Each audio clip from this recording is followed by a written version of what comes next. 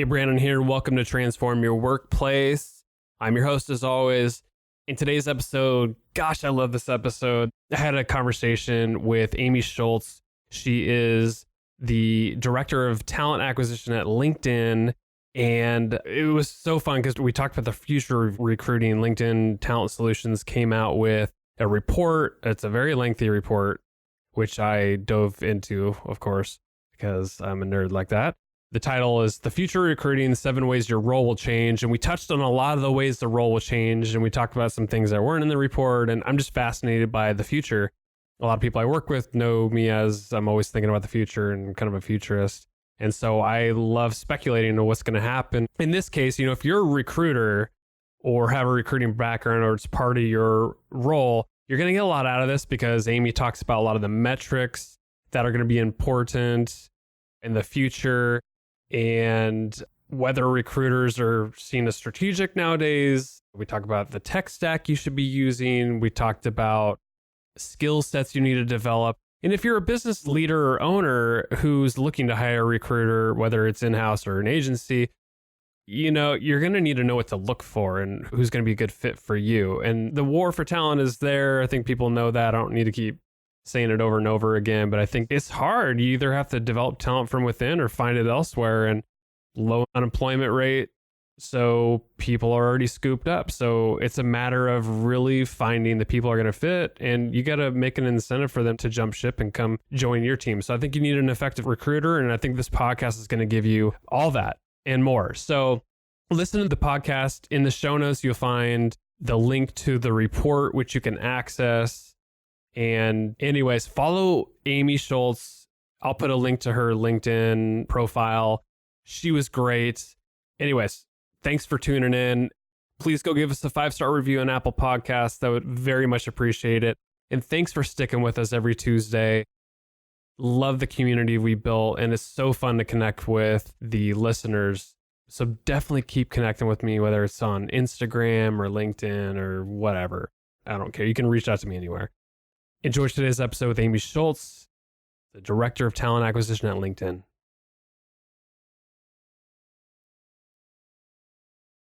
Hey, Amy, it's a pleasure to have you on the podcast. Welcome. Thanks so much for having me, Brandon. Hey, it's a pleasure. So let's talk about the future of recruiting. We don't get a chance to talk about this a lot on the podcast, and you are the expert. You're LinkedIn's Director of Talent Acquisition. So let's talk about some of the ways that the recruiting profession is changing. Recruiters lean on LinkedIn, as I know, as you know, as you're seeing with the data. I'm curious if you've seen a rise in recruiters as the years have gone on, and where do you see it going in the future? Great question, Brandon. And, good news, I guess, for anyone listening to your podcast and works in recruiting, because our roles have never been more important. And I guess the change is that we're just not operating under the same rules that were, even 5 years ago, let alone 10 years ago. A lot of the people listening to your podcast are probably listening to it on their commute, and that's also when they're looking for jobs. Majority of candidates are now, online on their smartphones, looking at jobs, reading about different companies, then more informed than ever. And, what I find so interesting in the world of work right now is we've never had so many generations at work at the same time. Millennials aren't at college anymore, which kind of blows my mind. All right. I'm a millennial. I find that hard to believe. Yeah, I know. I'm a cusper, apparently. Yeah. And, Gen Z is the next generation coming through, and they couldn't be more different than millennials. And we obviously have Gen X and still some baby boomers working. So that means that these demographic shifts are kind of creating new rules for work, and it's changing competition for talent. And coming back to, your first point around is recruiting rising, in our Future of Recruiting report, the data shows that demand for recruiting professionals has increased 63% globally since 2016. And, I expect that trend is going to continue.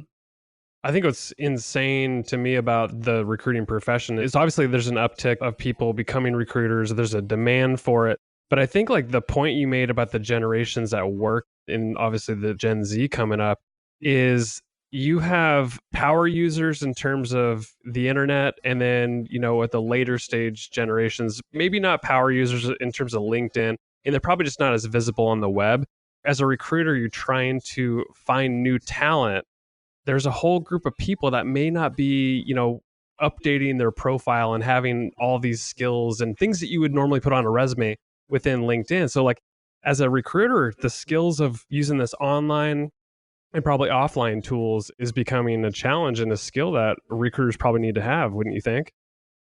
It's a great question, Brandon. And what we are seeing now is that recruiters, we can't be creatures of habit anymore. And, what got us here won't get us there. And, we need to be agile. We need to be more strategic. And, we need to kind of develop these passive recruiting skills along with storytelling skills to make sure that we are really able to attract candidates from all different generations in a meaningful way. And that definitely means, I think, tailoring our approach depending on, the motivations of the particular candidates and type of talent that we're looking for.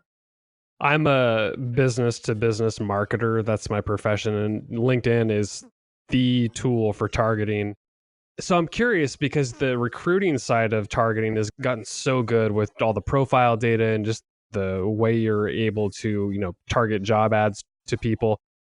Do you anticipate like the tools getting better in the future? And what does that mean for the skills of the recruiters in general? Like, are they going to lean on LinkedIn as a crutch in a lot of ways? Or are there a really unique set of skills that these recruiters will need to use the tools effectively? Yeah, great question. And I think for the first time ever, like recruitment, we have our own tech stack. Before, the technology that we used might have been part of an overall HR tech stack or even before that, IT. So, we have our own technology, and I think we'll continue to see deeper investments in technology that will be required to find quality candidates. But to your point, with technology also means we can't rely on that solely, and we do need to be investing in our skills. And I think the three big ways that I see that playing out, and we saw from our Future of Recruiting report, is moving from tracking recruiting activity. And by that, I mean like time to fill, for example, which is Yeah. still, a metric, but like we need to be focused more on the impact. And I think getting better at calculating business impact. And something that I also think we'll see, Brandon, is recruiting teams will probably need to have more non-recruiting specialists. For example, I can't imagine doing my job now as a recruiting leader without my people analytics team or partner. And, underpinning that is just an overall need for more strategic skill sets. And I think, strategic is a very overused word. Sure By that, is. yeah. By that, I mean, data analysis, consulting, problem solving, so both like the technical and the softer skills. And I think, we need that to be able to keep up with recruiting technology. And from our report, 52% said that that would absolutely be a top priority in the next 5 years, really developing those strategic skill sets. Wow, if we only knew how to exactly do that, then we might all have very strategic people. We'd be very strategic, and maybe we'd be on a boat right now, Brendan. I can't wait till I get my yacht. Yeah. So, one thing I hear a lot, and I know you hear it, is this war for talent. People are fighting for talent versus one another. And, the idea is that you're having to go basically steal, or there's a candidate pool available and we're like taking from somebody else that is looking for the same talent. So there's that, or there's, opportunities for developing from within. So how do you think that is going to play out in the future? Maybe it's a little bit of both. What do you see as being the trend, and how does LinkedIn play a role in all this development from within? Yeah, it's so interesting that you asked that. When I speak to my peers, when I speak to TA leaders, recruiting leaders at other companies, internal recruiting is like top of mind. And I think getting that process right in order to retain our top internal talent and also ensure a quality process as well. I think sometimes, unfortunately, external candidates can get a better experience than internals, which isn't what we want. And I'm seeing that companies are now carving out resources within their recruiting team to focus on internal hiring and internal mobility. And actually, in LinkedIn, we're piloting that in Dublin with our sales hiring because internal mobility in our sales is so high. So I do see that, more than ever, professionals need to be engaged and empowered to get the job done, and they need to feel a sense of fulfillment in the job that they're doing, and that, the company is going to continue to invest in them. And you asked me, like, how do I see LinkedIn playing a role in that? And as you and I both know, career paths aren't linear anymore. And Yes, yeah, exactly. yeah, and LinkedIn, we've recently acquired Glint, which is a people success tool. And we're seeing a lot of companies and even like CEOs now really embracing employee engagement as like a top business metric on Yeah. how they get a gauge in, how their employees are feeling. And that can also help move people around depending on where they're wanting to go. And so we acquired Glint, and I see that people's success will continue to be a real strategic driver for organizations and employees. Like, we want to also invest in ourselves, right? And Yeah. so I think a great way to empower employees to think about, the next role or how they can really master the one that they're in is obviously learning and continuing to invest in those skills. And, at LinkedIn, we're super lucky that as employees, we have access to LinkedIn Learning, and, certainly have seen that as an effective way for companies to really create meaningful career paths for their employees as well. Yeah, that's what I was so fascinated by, the acquisition of lynda.com, which is now LinkedIn Learning. And I don't know how, I think it was like a couple of years ago from what I remember, but it was such a smart acquisition because we've been talking about external recruiting, but like the internal part is huge, right? And if you have all these technical skills and soft skills that you can develop through this learning platform, like that's perfect. It's going to be so Yeah, it is beneficial. 100%. Now where, you're helping organizations hire, grow, and retain their employees, which is that, full life cycle that we all want when you work in HR. Yeah, I love it. What do you see as like the biggest challenge in the recruiting environment today? So if I'm a recruiter, what's going to be my biggest challenge? Well, I keep thinking like change brings change, right? So to get all cliched on you, Brandon, but I think that to meet the demands of the changing workforce, all these different demographics working at the same time, we need new skills. And I think as recruiting professionals, we really do need a sense of curiosity, agility, growth mindset to be able to develop the skills that we need. And, as I mentioned, I can't imagine doing my job without people analytics now. And, it's not surprising that the need for insights driven talent strategies is absolutely up. And, through the Future of Recruiting report, we've seen like talent analytics roles grown by 111%. And I think the three skills that will become so important over the next 5 years for recruiters, engaging passive candidates. And I think underpinning that, Brandon, is that the skill of storytelling. In Yeah. recruiters marketing, we're all telling stories, right? And, it's no coincidence, I don't think, that we've seen communication skills increase 3x among recruiting professionals since 2015.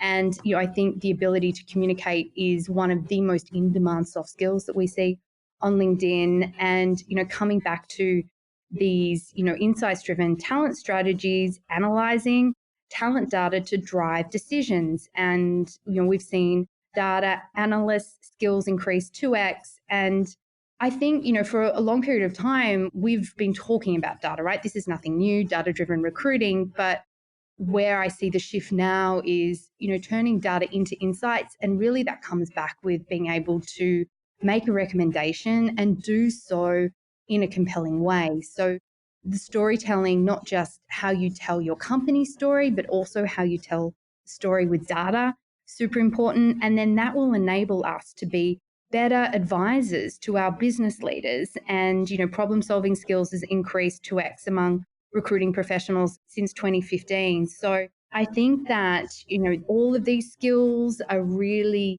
coming to the forefront now. And I think by being able to develop these, they'll hopefully allow us in recruiting to keep rising to the challenge of the changing, workforce.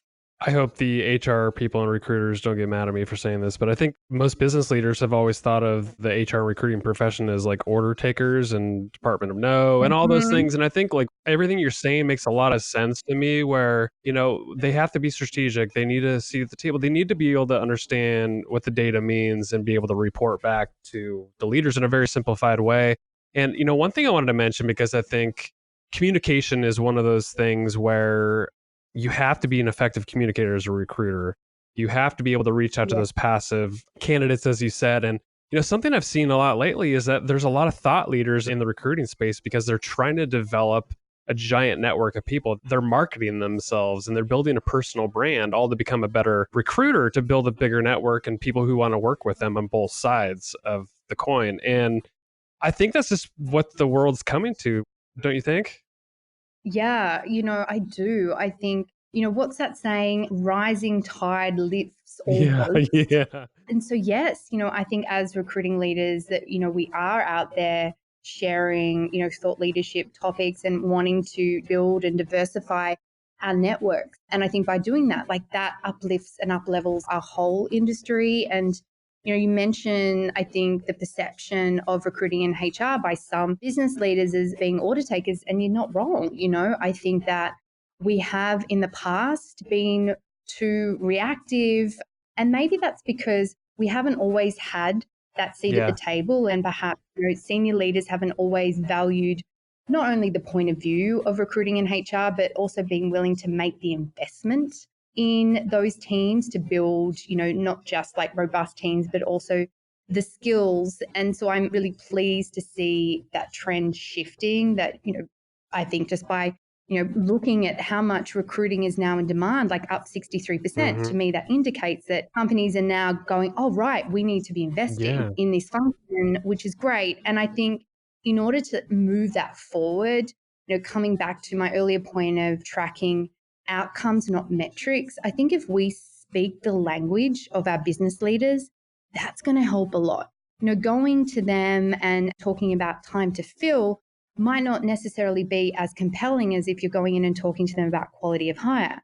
Of the people that I've just hired for you, they've ramped faster, they've achieved, budget quicker, we're retaining them longer, linking it back to business impacts, I think will be, really important. And then continuing to diversify the talent that we're bringing in. As we know, diverse teams wins, diverse teams also create better business returns. And I think that that's another way that we can continue to evolve and elevate the role that we have.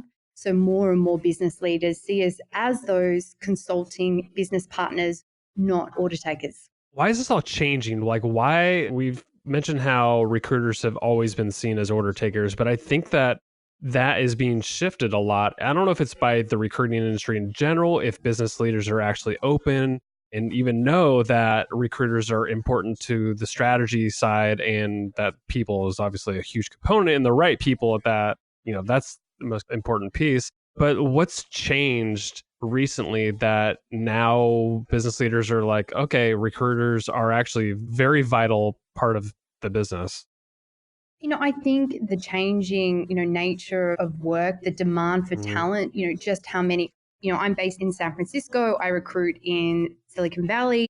A strong recruiting team that can recruit you great talent quickly, like that's a deal breaker to whether your company can scale or not. So I think that, now just how quickly things move and change, business leaders are recognizing the importance of recruiting and of a HR, not just to bring the talent in, but also retain them. So I think that, is linking directly to the bottom line, which is great. And, we're seeing, I think, millennials, so speaking to, our generation, we're really purpose driven Yeah. people, and we want to work for purpose driven organizations. And so I think that being able to attract and appeal to, our generation has been really important. So I think that that's been another strategic driver as well. You said something a little bit ago that caught my attention, where you said something to the effect of like, recruiters shouldn't be just reporting on metrics just for metrics sake, but really outcomes based metrics, because that's what's going to link them to the seat at the table and to business leaders and the actual business goals. What should they be reporting on? That makes a lot of sense. Yeah, I mean, I think metrics like time to fill will always have a place, but I'm more interested in how long a candidate is spending in Hmm. process. How long is it taking someone to get to an on-site interview, to be approved for hire? Because if it's taking us too long, one of the companies down the road is probably going to move quicker and get that talent. So I think that, I'm interested in kind of lifting up the lid and looking at, time in stage or time for approved to hire. I mentioned quality of hire. Yeah. From our survey, over half of the companies that we spoke to, aren't currently tracking quality of hire. But, 88% of them said it's going to be really useful in the next Yeah. 5 years. So we still haven't cracked that code, Brandon, but I do see that more companies are now putting more thought into how Yeah. they can measure quality of hire. You're in marketing, so, candidate experience rating. I think that's going to continue to be an important metric to measure, because when we think about technology, and I think when we do get to that utopia point where all of the different tools and pieces of technology that we use in recruiting integrate and talk to one another, and it's going to be amazing. What then becomes the point of difference? Most candidates will be able to go through an efficient process. So what's going to be that thing that makes them want to work at one company over the other? And that's going to be the experience that they have and still that human connection they have with recruiters and hiring managers. So in our survey, 3 out of 4 companies aren't currently tracking candidate experience, which I was quite surprised about, just given just how we look and rate everything that we do now, from Uber to Yelp to Yeah, whatever. totally. So I think that we'll continue now to see that become more of an important metric to track. And 70% of people we spoke to said it will become more useful in 5 years. And then just coming back to diversity, I think diversity of candidates will be a really important metric to track. From our report, only 1 in 3 companies are currently tracking diversity of candidates or their, diversity of their pipeline.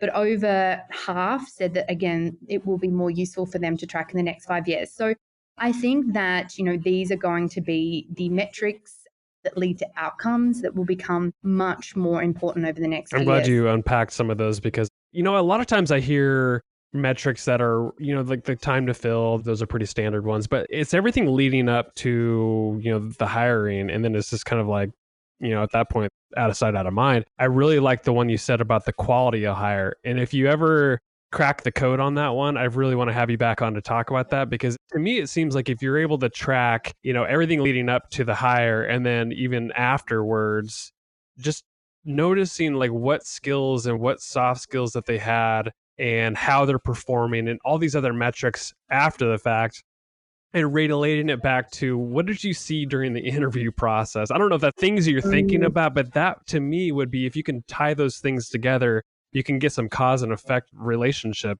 somehow in there. But it's a lot of data, I'd imagine, you have to collect. It is, and over, a longer period of time, which is, I think, why we kind of haven't done it, Brandon, because, time to fill, you can get pretty quickly, right? Like once you close a rec, you understand what that time to fill is. Whereas quality of hire takes longer because you do need time for people to onboard and to ramp.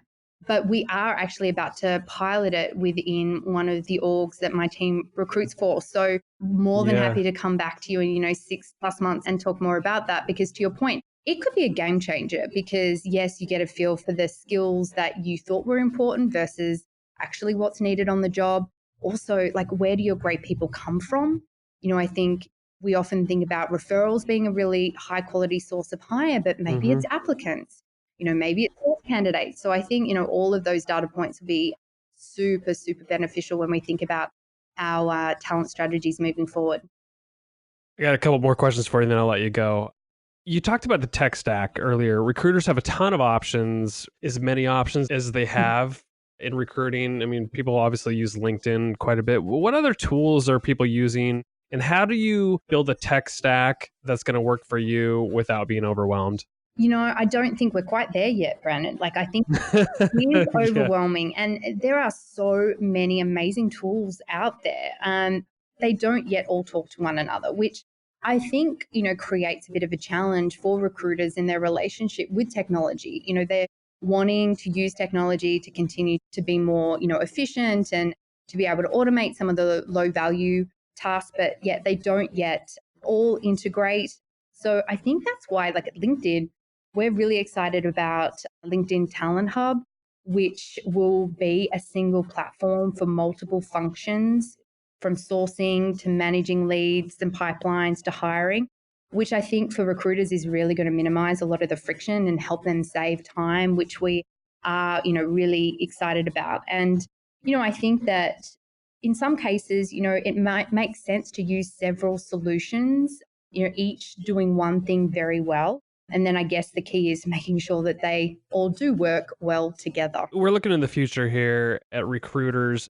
For a business leader who's maybe looking to hire a recruiter either in-house or maybe an agency of some sort for recruiting, what skills do they need to find in the recruiter of the future that's going to get them the candidates they need? And also for, recruiters that are listening, what skills do they need to develop to be the recruiter of the future?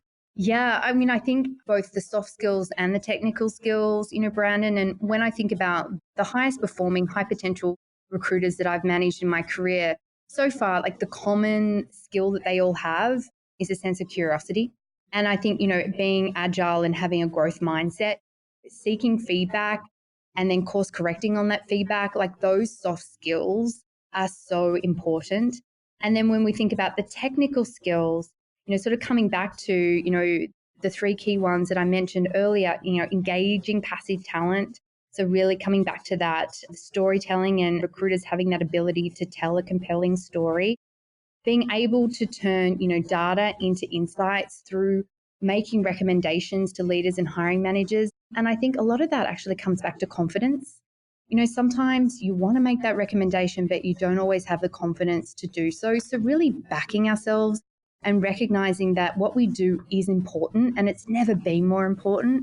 So having the confidence to really own your voice, and that will really set us up to be better partners to our leaders and to our hiring managers, and to have those, really like deep, talent-driven, insights-driven conversations, which is what we all want to do and where we want to get to. And so, if you are in recruiting and listening to this, like what you do matters, and it's never mattered more. And I see more and more people now actually seeking out a career in recruiting, whereas, when I started, Brandon, that wasn't necessarily the case. And so, I'm really happy to see that, because I think the better the recruiter, the more curious, more agile we are, then, the better for business in general. So, it's all good. My guest today has been Amy Schultz. She's the Director of Talent Acquisition at LinkedIn. Amy, it's been a pleasure to have you on. So we talked about the report, The Future of Recruiting, 7 Ways Your Role Will Change. And that was put up by LinkedIn Talent Solutions. Can I put a link up to it in my show notes?